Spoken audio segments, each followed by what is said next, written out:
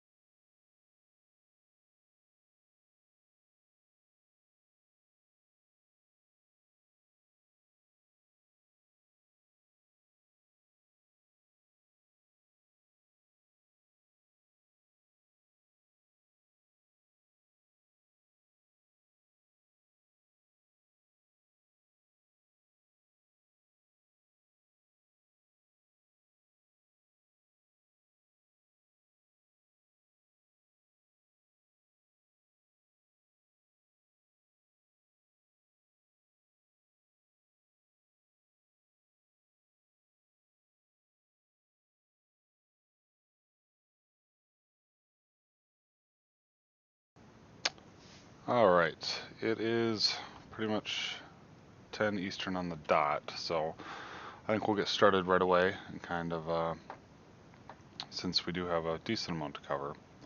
Most of it will be in substance, but so this is kind of the chair we worked on last week, and I actually did notice something last week that I corrected before this week. This massive part here was just a little bit off of the UV grid, and that is actually a problem since it's outside of the 0 to 1 coordinate space. So if you bring that into an engine or something like that, or especially texturing, it will probably have texturing issues along this edge here. So you always want to make sure that you do have everything inside of the 0 to 1 texture space.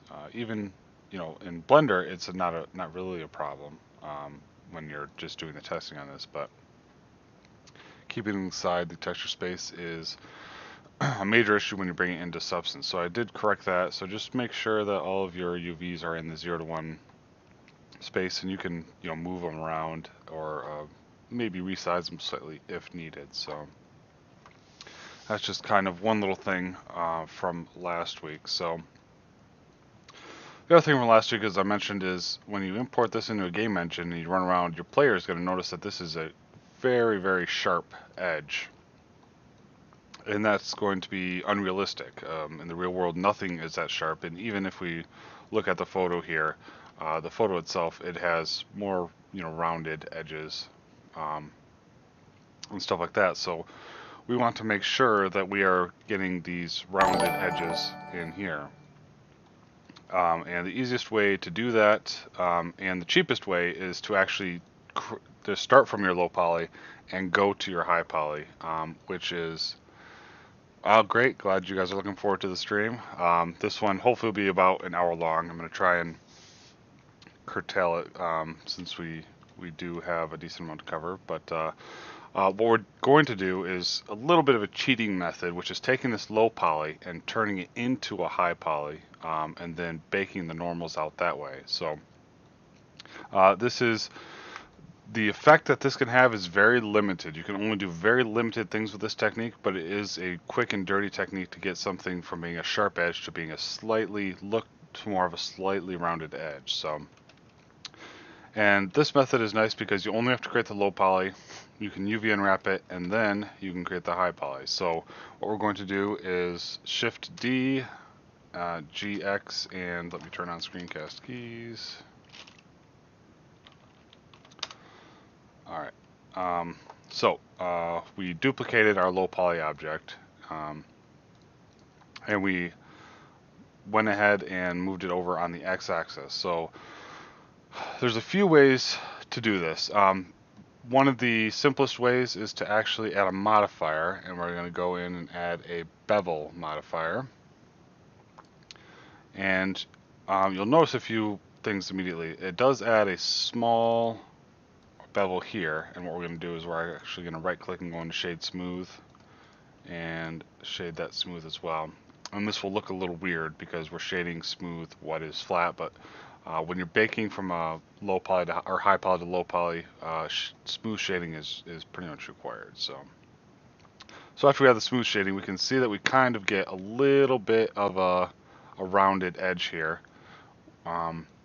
It's a very small and subtle effect, but it is an effect. And what we can do if we really want to, you'll notice here if we start cranking the width, it actually does pretty much nothing.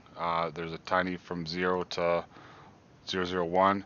There's a tiny thing, but after that it doesn't actually do anything. And that's basically because we have clamp overlap checked by default for a very good reason. If we turn that off, you'll notice it just completely goes up. So let's go back down to 0.01. And you'll automatically notice there's a lot of problems. Some of this is just our topology is a little bit less than ideal. So, but it's also beveling everything, and everything gets beveled, and you actually don't want that. A lot of things don't need to be beveled. So what we can do is we can change it to the limit method, angle. That means that it's actually only going to bevel things that meet a certain angle requirement. And you notice that fixes a few of our issues right off the bat, but not all of them. As you can see, it's beveling kind of in here and messing up this area in here. And it's also still beveling parts of this and causing problems. The other thing you can do is weight. And weight will, if you have this tab open here, when you tab in edit mode and go into edge select, you can see the bevel weight. And that allows you to manually set the bevel weight on every single part of the mesh. So you notice if we put the bevel weight on there, mean bevel weight of, oh, that's vertices, make sure it's on the edge data, bevel weight of 1. You can see that it's a slight bevel here. Let's go ahead and increase the segments. You can see it has a slight curve there now. Especially if we go shade flat. Shade flat is easier this way. So you can see now that we've created a bevel just on that edge using the weight method. So now, the one thing about this method is that normal maps can change some of the shading, but they cannot change the geometry. So when you're thinking of baking a high poly to low poly normal, you can never change the low poly geometry. So you'll never create an actual curved edge using just a normal map. You can only create the illusion of one. So if you're using this kind of hacked together method of creating the low poly, then creating the high poly from the low poly, you have to be extremely careful and keep it very limited. So like this bevel edge here would not work in our normal map. It would, because it would just be completely clobbered by the actual geometry here. So basically what we would want to do, and we're going to turn these segments down to about 2, and so let's grab everything here and then just turn on beveling for everything, and you can see now that pretty much everything is beveled. And then what we can do is we can tab into edit mode, grab a bunch of edges here, and the blue is denoting that it is beveled. The blue is a bevel, the red is a unwrap. So we can take this and take the bevel weight all the way down there, and that'll fix a lot of our problems right off the bat. So if we do that and do that, and then we can hit Control L and Control L, and then turn the bevel weight down to 0 for that, and that will unbevel that. And wow, that's actually fairly large. So let's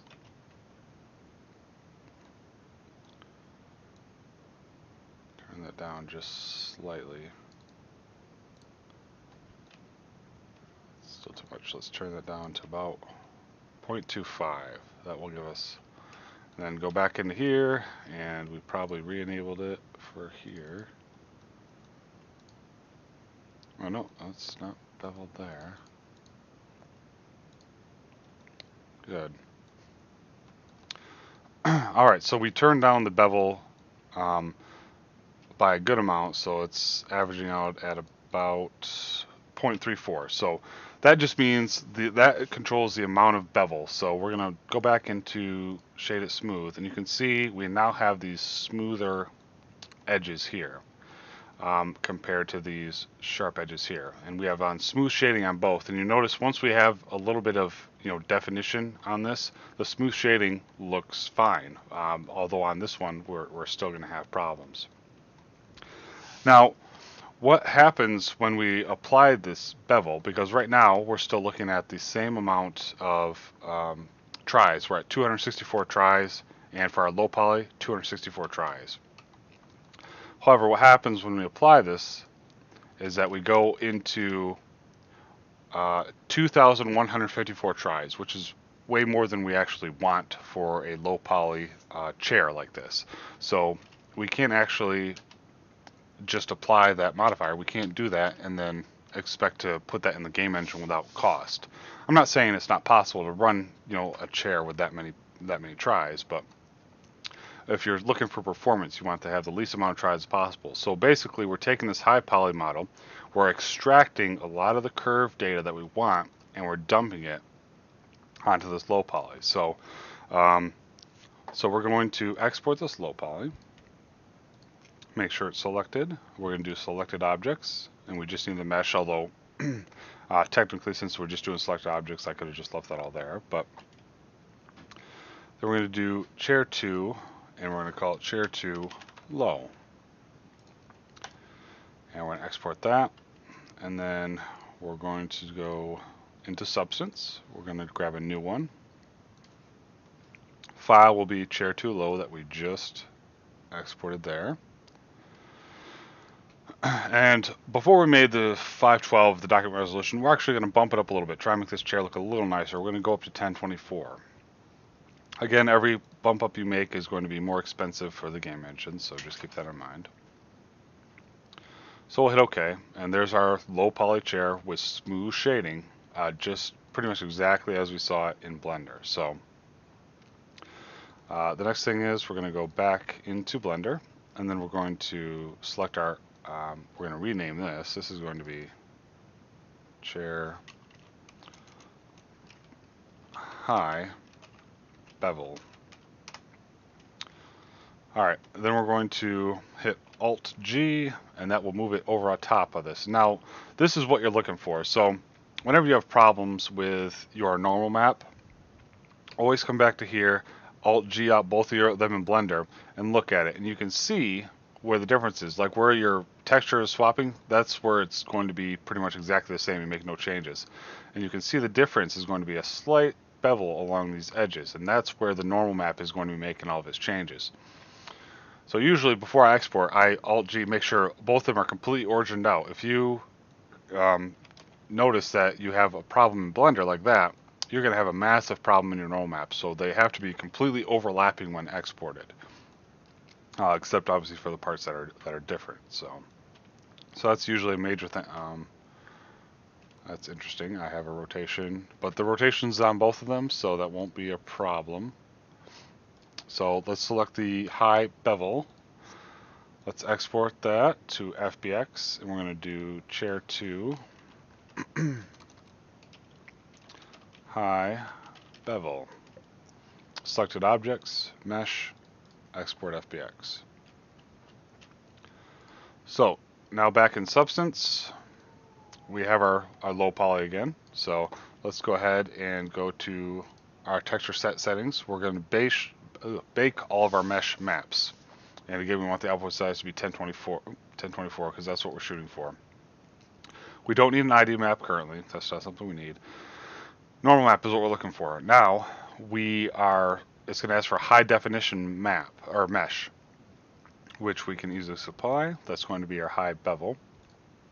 We're going to hit OK, and that'll take a second. There we go. And it's going to bake those two, and most of these settings, as long as you set them up right in Blender, you don't need to change any of those settings. So now we can hit bake, and we're doing a 1024, so this will take a little bit of time, but shouldn't be too bad. Alright, and now you can see that small edge data has come in the normal map, and there's a slight rounding on this chair. So if we remove the normal map, that was the old setting with the chair, and it was smooth shading. I wish I could do it on flat, but you can see there's sharp edges there. Now if we add the normal map, you can see it added those slight curves, so that now we're getting more of a curved look here. Obviously not the full curve, but we're getting on the tiny edges, we're getting more of a curve there. And remember, you have to be very, very careful about the subtlety of this effect. Like you can't, and there's also going to be a few problems here because we probably still had bevel weights on here that we didn't need. But usually small problems that could be gone back into Blender and fixed. But that's a cheap and dirty way to get that small beveled look. And if you zoom in closely, you still have that razor sharp edge. It's just the shading on both sides of that edge from the normal map has allowed it to give the appearance of being slightly curved. And so that's kind of the quick and dirty way using bevels to get a normal map. The other option, the other quick and dirty option, I should say, not the official option, GX, move that over, is we can Shift D, GX on this, and then we can add another modifier, which is the subdivision surface. We'll crank that up to 2 views here, 2 in the view. Subdivision surface is probably the de facto standard for creating high poly meshes. Now, if we were using an actual workflow, we would be starting this chair model essentially from scratch using subdivision surfaces. So let's say we, we could create this, I guess, in low poly. Then we could go ahead and add the subdivision surface, and then we could create our entire mesh here. Usually it'd be mirrored though. We could create our entire mesh here in high poly or subdivision surface. So when you enable the add-on, you'll notice that things do not look as they should. When you go into edit mode, you will see that you have your geometry that you used to, except it's not displaying that geometry. And that's mainly because subdivision surfaces works by kind of curving and averaging everything. So you actually need holding edges. So to create this out, we would do Control R to do an edge loop. Then we would drag this, and you can see it kind of drags that entire thing over. Then we Control R, drag that entire thing over. Then drag that over to firm it up, and drag that over to firm that up. And then there you can see you're getting this back, and you can see you have this nice curve here. And the very nice part about this is that it's very easy to control. So now let's just say double G this. I want more of a curve on the front end of this. All I have to do is just kind of drag this a little bit here, and now I have a nicer curve on this edge here. And if I wanted to firm up any of these, I would just kind of go up there, and we would have a sharper top but a nice curved bottom. And then I could do that the same way there if I really wanted to firm it up all the way around. Now if you were doing it the true way, you could go crazy here. The correct high poly to low poly workflow, you could go crazy here. You could have any kind of curve or anything you wanted, because you would be starting with the high poly mesh and going to the low poly mesh. And that's the power of starting with a high poly and going to low poly, is that you can do whatever you want. You can get very creative. If you're doing it the kind of the cheating way and going from the low poly to high poly, your options are very limited. You have to very closely stick with the geometry. You don't have many options to change. So let me just kind of quick throw this together.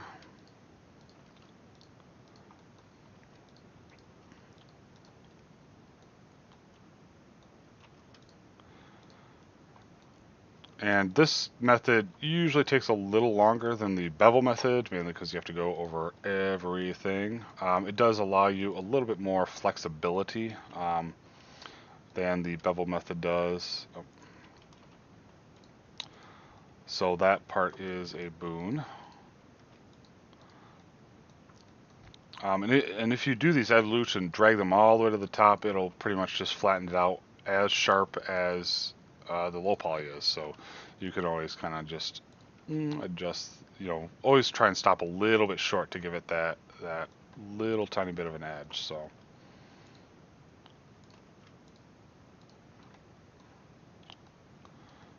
blah blah blah. Okay, and I'm not going to do all this perfectly because I want to show you kind of the problems that you can encounter if your normal map is messed up in some way. So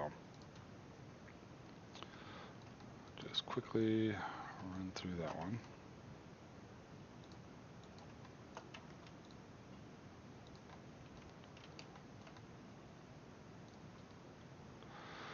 Alright, so let's say Actually, I'm going to, let's say we want to do a good amount of a curve on here.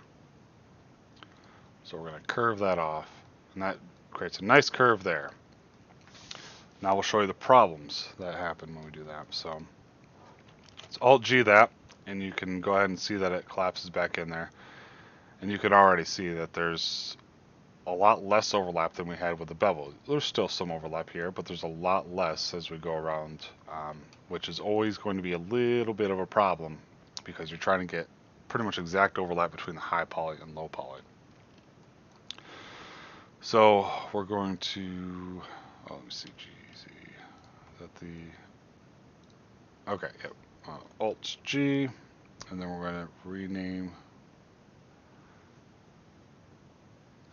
Yeah, so for when you're creating the high poly using loop cuts to firm up that geometry, it's absolutely okay. This is the high poly. You're only using it for baking purposes. You're not using it for anything else. However, like I said, if you do completely overlap that and completely crunch it to the side, you will get a sharp edge, which you almost never want. There are some instances where you will, so you always want to be a little careful about completely firming up that edge. All right, normal maps. Boy, there's probably a lot of people that could explain it a lot better than me. But basically, the normal map is taking like bumps kind of in curvatures and baking that to a texture that is applied to your low poly thing. So let's see if we can, I wish I could view this in a large window. But basically you can see it's colored, and the color I think represents depth. So you want to, the normal map will kind of overlay depth that isn't there in the geometry. And I would recommend searching on YouTube or somewhere else for a good explanation of normal map, because they can really go into detail about what exactly it does. But that's the basics of what a normal map kind of does. So.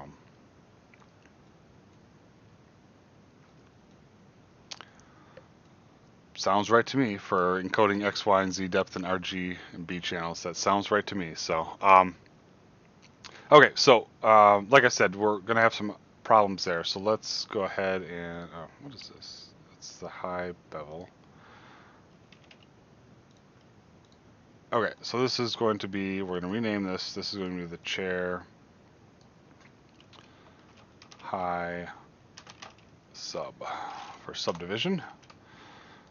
All right, and that's already on there. So this is going to be our subdivision surface 1. So we're going to file, export, FBX,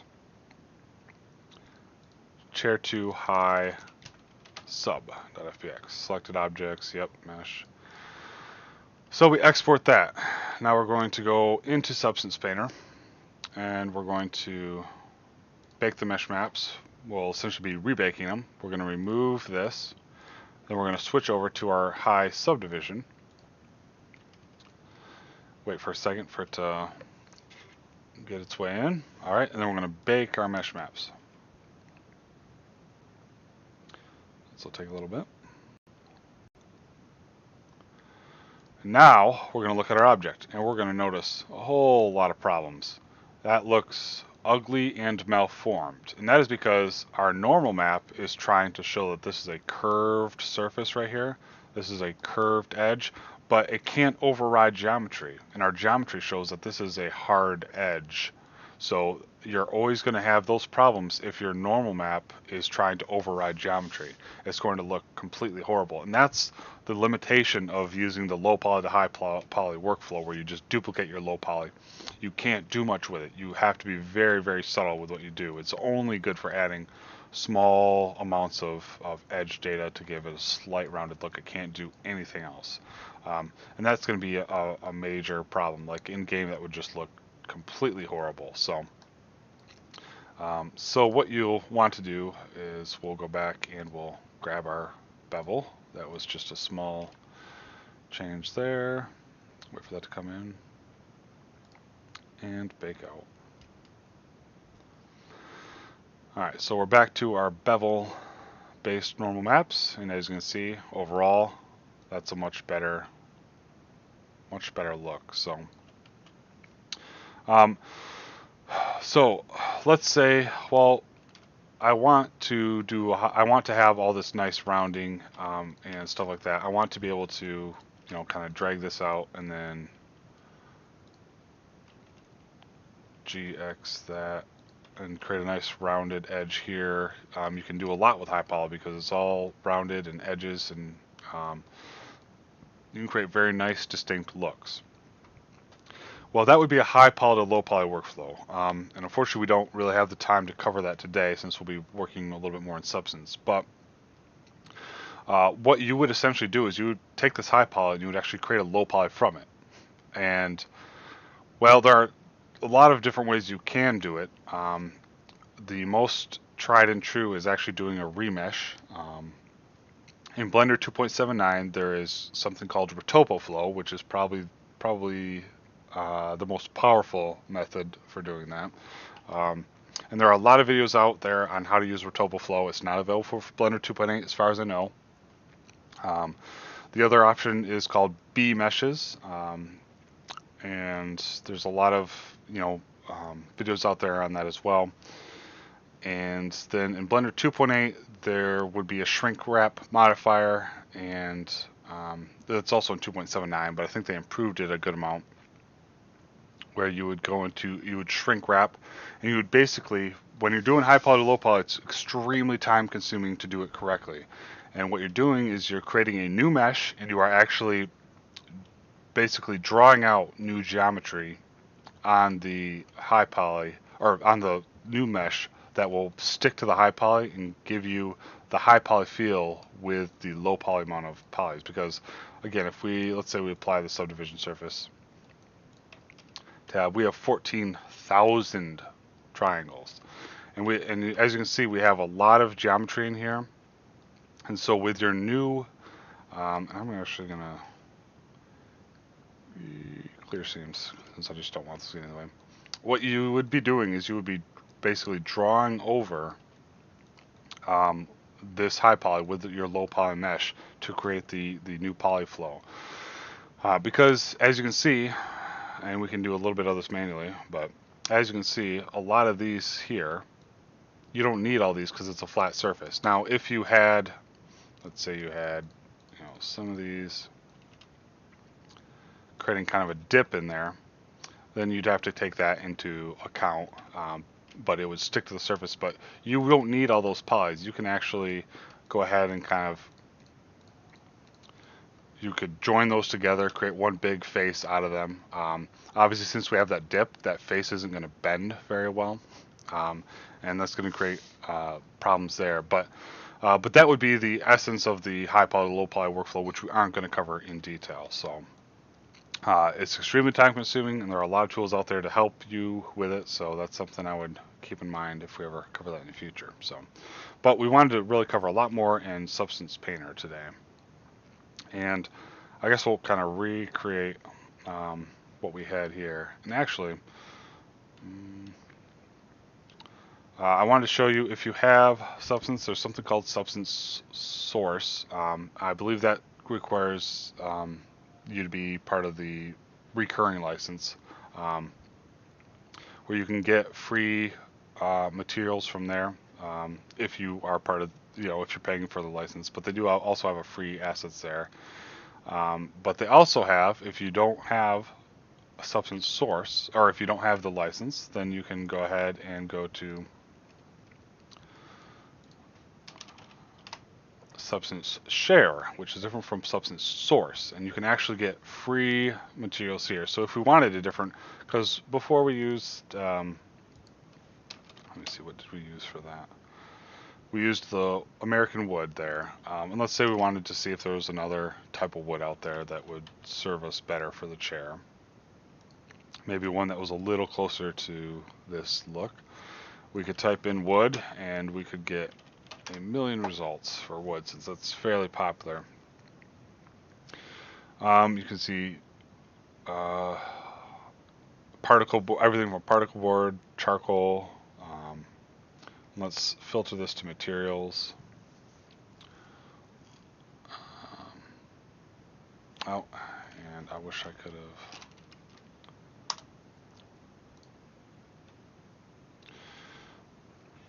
Alright, so then we can kind of look through and see what kind of wood we want.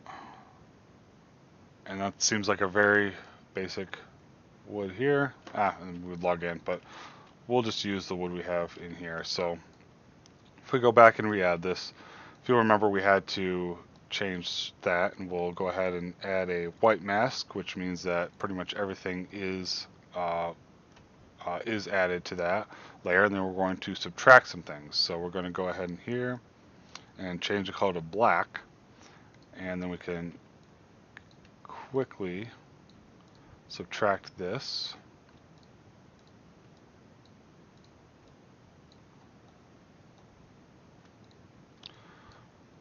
Alright, and we're also, let me see, going to subtract, do we want that? Yeah, we want the long way, so we're going to subtract these two. And those will be fine that way, I think. Now we can go ahead and add another layer.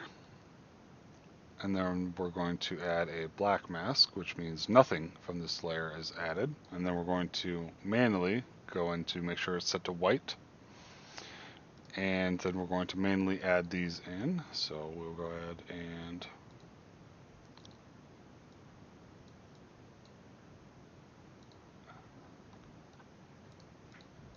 alright, that's added in there. And then what we're going to do is go into here and then turn the rotation. Just manually type it 90. And that way we have nice and straight legs and back. And I wonder if I missed this. No, I didn't. So, okay.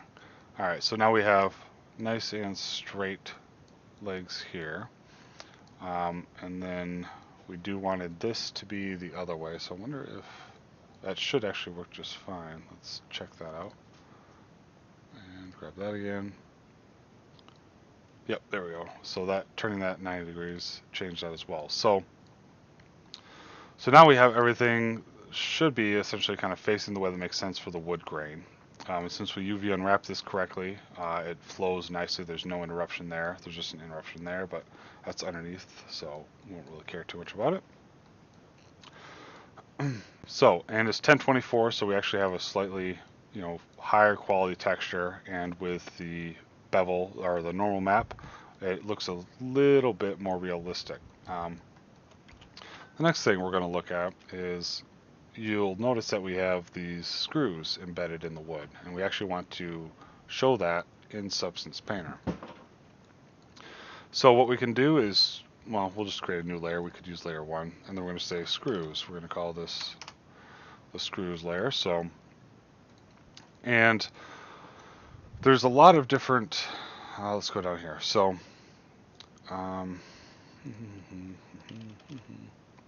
there's a lot of different methods we could actually use to create this, and Substance has a lot of default additions. So we could try and find one that kind of looks like it might be what we're looking for, and then we could go ahead and just drag that onto stencil here. And now this is one option, so we could go ahead and use the S and left click and kind of drag this out to what we think the size would be. And then we would need to change that to some sort of metal. And we could say, maybe those screws look kind of like aluminum. So we would go ahead and, oh, that's a full, oh, great. There we go. Aluminum. There's smart materials and there's materials. This is a smart material. This is a regular material. We need the regular material there. So we'll grab aluminum and paint over it. And you'll notice a few problems. One is that the whole square painted over. And that's because when you're using a stencil, a lot of times it's assuming you're using the same material as the one, as the thing you're doing. So if we were using the American Cherry, it would just create a stencil kind of that, which we don't actually want. So we want a full new material, and they have a whole tool for it. This is a screw bolt tool. If you click there, you notice it's adding a screw bolt there, but we can customize it as needed. So we can change a lot of the attributes. The outer shape we want to be a bolt, and then we can change that to a bolt as well, and that will create more of a bolt-like experience, which is what we're kind of looking for. So the next thing, for the metal, we would probably want to change exactly how that looks. Yeah, we'll turn off the metal there, and then we can have the bolt. That's a large bolt. So we can change the size down just a little bit, and we can add a bolt in right there, and they had one up right here.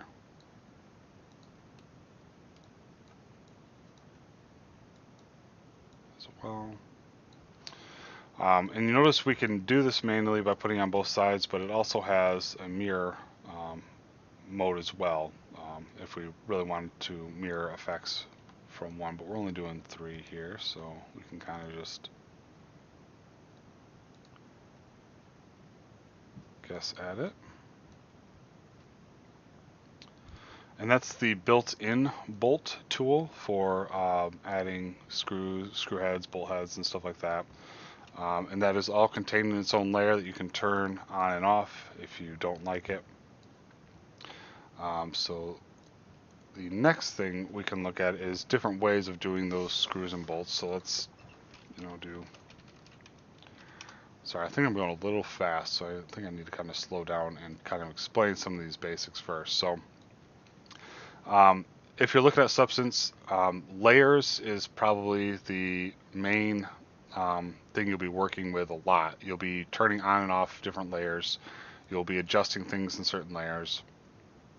And you'll be creating new layers so that you can separate things, so that you don't want to put your screws in the same layer as your wood American cherry in case you have to make changes. So you always want to, you can create as many layers as possible. It doesn't really affect performance. All of this is baked down into a single texture. So you want to make sure everything is separated out into separate layers. Now the next thing is, let's just look at this here. Let's remove that.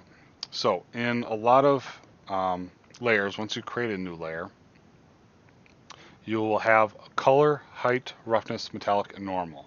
So that means those are different maps that you are affecting. So if we look at our maps here, we're creating, normal, an occlusion, position, thickness. The position and thickness a lot of times are used in smart materials to create, to determine the edges and then create edge effects. Like worn edges for metal, that's a very popular thing. So if we look at that, we can turn off in any layer what we don't need and what we do need. So let's go, and in here is all of our palette of pretty much everything in the entire program. So let's say, for example, we wanted to add a splash of color to this. We would add a new layer, and then we could go to this color and we could change the base color to whatever we wanted. And you notice here, if we just automatically start painting, this is what we get. We get, because the property of the brush shows that we can change the size here so that the size is large. We can change the flow, and you'll see the flow just is how close together they are, I think. I thought that would have been the opacity, but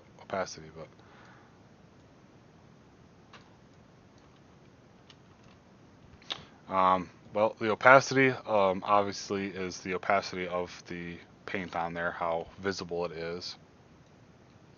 The spacing will be how far apart it is. So if we do the dots like this, it's going to drag them far ways apart. And if the spacing is all the way down, we can pretty much just draw directly on it as we were doing anything. So that is the base color. Now, next is the height color. You'll notice it's black in the middle and then white on either side. And so if it's black, that means there's pretty much no height information. So if we draw in there, and then height information is something we'd see like an actual, it's not real geometry height, but it's a kind of implied height via the height map or normal map, depending on where they put it. So if let's say we change the height map up and start drawing. Now, remember, for our previous stroke, we didn't have the height map up. We just had it flat, so it created that one flat. Now, if we change the height map up and draw, you'll see we have kind of that sort of illusion of having height to it, of having sort of a small bump. You can see we have the shading has been changed so that it looks like there's a bump, a red bump on the sea compared to this, which looks flat.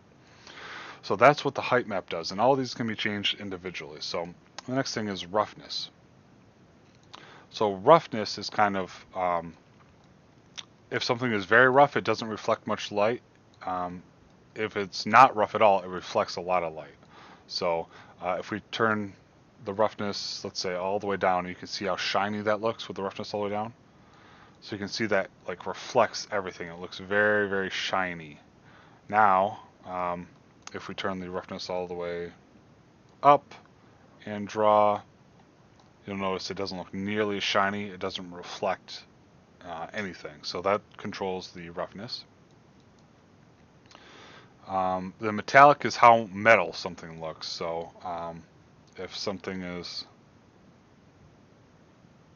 oh great, I drew all the way through. Interesting.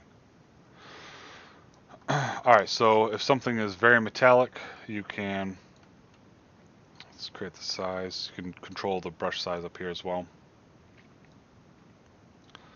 So this is not metallic at all, and then we can change this to be very metallic. And you can see it looks more like a metal. The effect here is not very large because of some of the other settings we have, or via roughness, because a lot of these work together to give you a really good feel. Then of course the normal. That one I rarely use directly, but you can change the depth of the normal. Usually I would go with a height map there instead. So let's say we don't want any of that, so we just delete that layer and bam, everything's gone. So let's explore a little bit more what we can do kind of with that. So these brushes, you'll notice I was using a single brush. Let's say we wanted something that looked a little different. Let's say we wanted it to look a little dirty. So we would select the dirt brush, and this is very basic, but we would go ahead and create more of a, more of a brown color. And what we could do is we could drag this brush across there, and notice that the height is set. The height is set pretty high. So this would be more like something had been, dropped on and dried onto the actual chair. But if we were just going for kind of a dirt look, we would reset this height. The roughness we could probably keep up there fairly high. Metallic, it's not very metallic at all, so we'd be changing that, and you can see, of course, that. And so then we would kind of, sprinkle that along that way. And it's a dirt brush, so the brush settings are automatically set for how it kind of needs to react. And you'll notice the spattering here. So a lot of times if if you're creating, a video game and stuff like that, and you don't want things, for a lot of games, you don't want things to look pristine. They need to show some wear and tear. It's not like they went directly into IKEA and bought everything and threw it in, whatever your game scene. So this is a lot of times where you'll create, a little bit of like dirt spray or paint spray or something, just to give it a little bit of a unique look, so it doesn't look like it was all printed directly off a factory line and thrown into the scene. So you have a ton of different brushes you can do, and they can actually create a lot of different effects. So You can do, hatch marks, something like that. It creates like just a scratch pattern, like the chair was scratched. Um, and for all of those, you can change, and you can change the color. You can change the height. If you drop the height, it looks like it was scratched into the actual wood. So if you kind of look from above, you'll notice that compared to those look like they were kind of painted on there. That looks like it was actually scratched into the chair wood itself, which is a much more realistic look for a lot of these effects. So those are kind of the hatch marks. There's you can use a lot of these sometimes for creating like tire tracks and stuff like that. Even so, stitches is very common for if you have something that's maybe leather or something like that. You can or you can grab that and create a zippered look, so it looks like it was sewed together or something like that. So, but basically, you got to think about kind of what you're trying to get across, and then there's probably a brush for it. Um, so that's kind of your basic brushes there.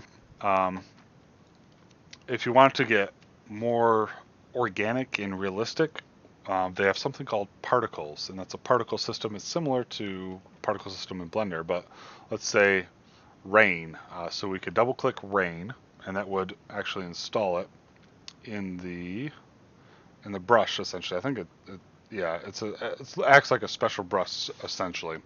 Um, and so we can go back and we can change, all these things here, except we have the rain quote unquote brush in there. So what we can do, I'm going to change the size here. I'm going to go ahead and hold down my mouse key, and it's going to simulate as if rain was actually coming down onto this chair. And I think I held it down a little too long, but let's just say I hold it down for a second, and that simulates rain. And you'll notice that the rain is actually dropping down the actual chair. So it simulates large raindrops coming down on this. If I turn the size down, it might be a little bit more realistic.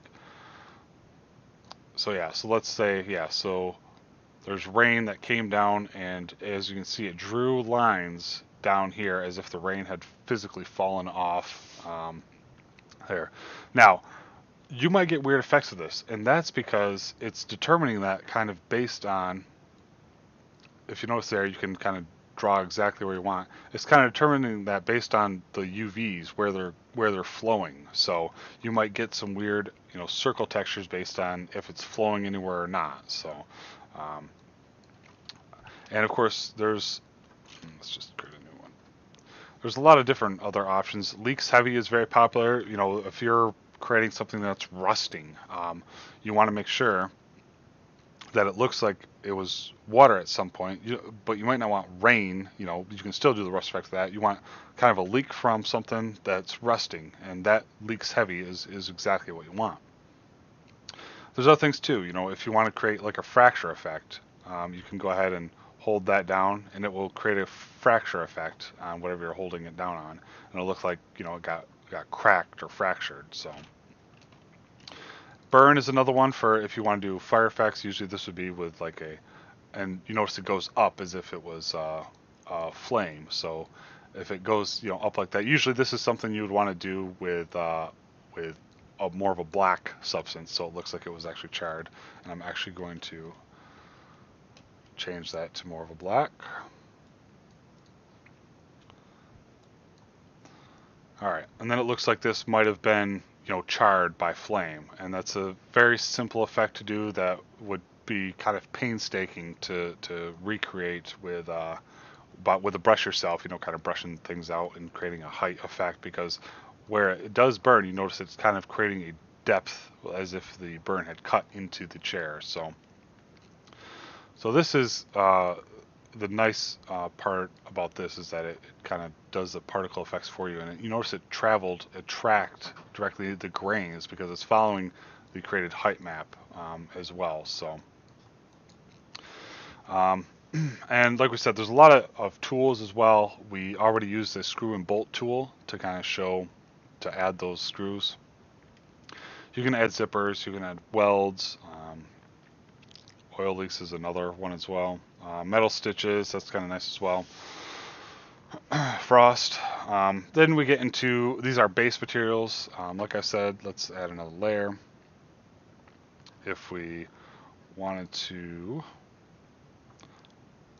add something that was aluminum, we would go there, and we could, again, this is all brush based, what we're doing now, so we could say, boom, aluminum hatching. I just added, aluminum hatching there, or an aluminum spray, some sort of aluminum, got sprayed over this chair, and it looks, it looks metallic because all these base colors, roughness and metallic, are all set up for you. So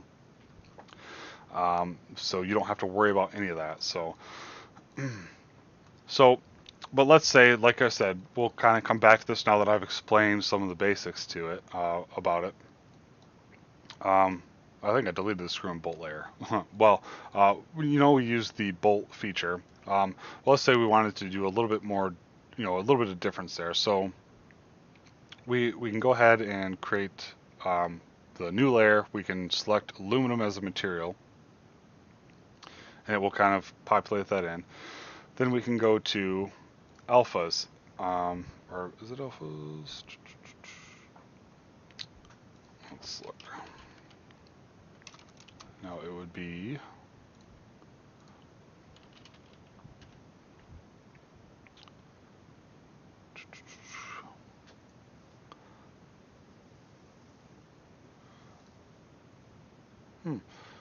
textures. I guess it's directly in. Nope. Hard surfaces. There we go. Hard surfaces. So this is where you'll find a lot of your normal stamps that you can kind of stamp in there. So basically, we already selected aluminum, and then we can let's say this.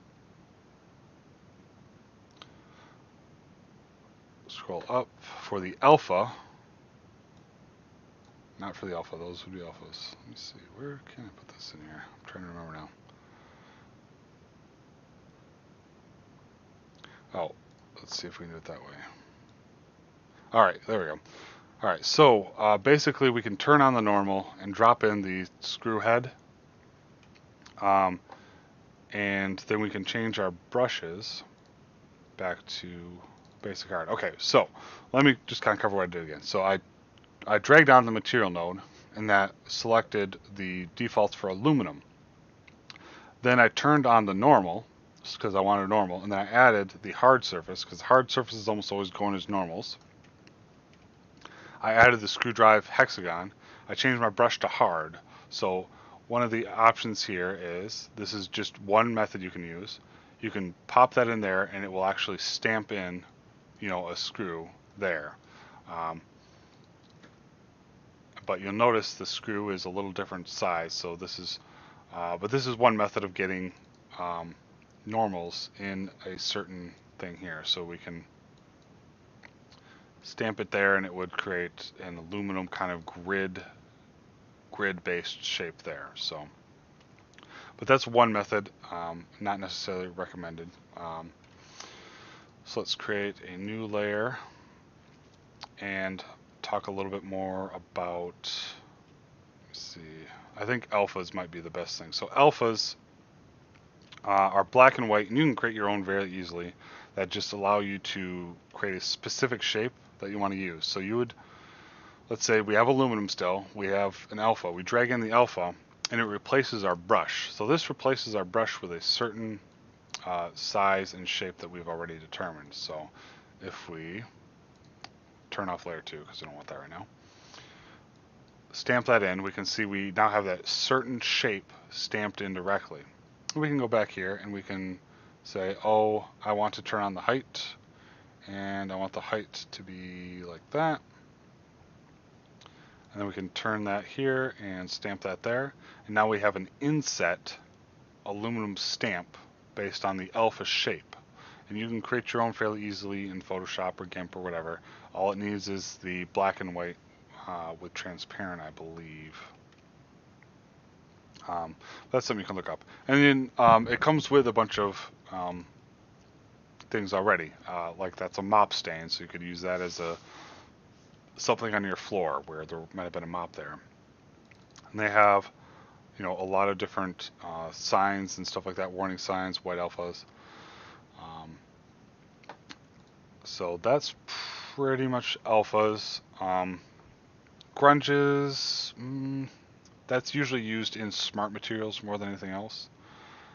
Procedurals, that's more of an advanced thing for creating, you know, bricks and camo and stuff like that.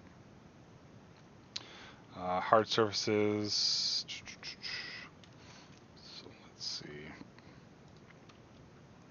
Let's turn off layer 3.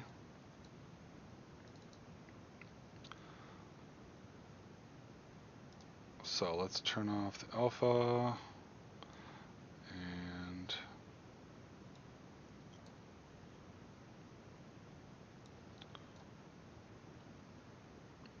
trying to remember there's a better way to do this, and for some reason I'm blanking on how to stamp these normals directly in. There's definitely can you change the height of one already there or no? Okay, so let's actually go back to while I try and think about that. So once you've stamped this with a certain setting, I don't know of a way to actually change that because you've basically stamped it and with that certain setting, and changing that setting just changed it for the brush. It does not change it for the layer or anything like that. So there's no easy way to go back and undo that. Obviously you can you know, go ahead and go, well, I didn't want that, let me erase that, and then go ahead and re-stamp it down with a different setting. But usually that's per brush, unless there's a way around that I don't know about. So that's something to keep in mind. That's why I really love to separate things out in layers, because if you make a mistake, or if you go back and look at it and say, you know what, I don't really like, you know, that exact thing there, you can just, you know, toggle off the layer or erase that part of the layer and then go back and redo it again. Because a lot of times if you're creating complex textures, you'll have 4 or 5, or probably not that many, but 2 or 3 different effects kind of layering over each other. And so you want to just erase one, because, you know, if you grab with the eraser here, it just erases that. It doesn't erase anything on any other layer. So that's why it's always good to have a lot of those separating layers. So, and then of course, whenever we were, you know, happy with this, we can export this directly out to Unreal. And we covered that last time, how to create the textures and get them all imported into Unreal without any problems. So, all right, I think that's pretty much all the time I have today, though. Sorry, it's a little bit short today, about 1 hour. So if there's any questions, I can take any questions at this time.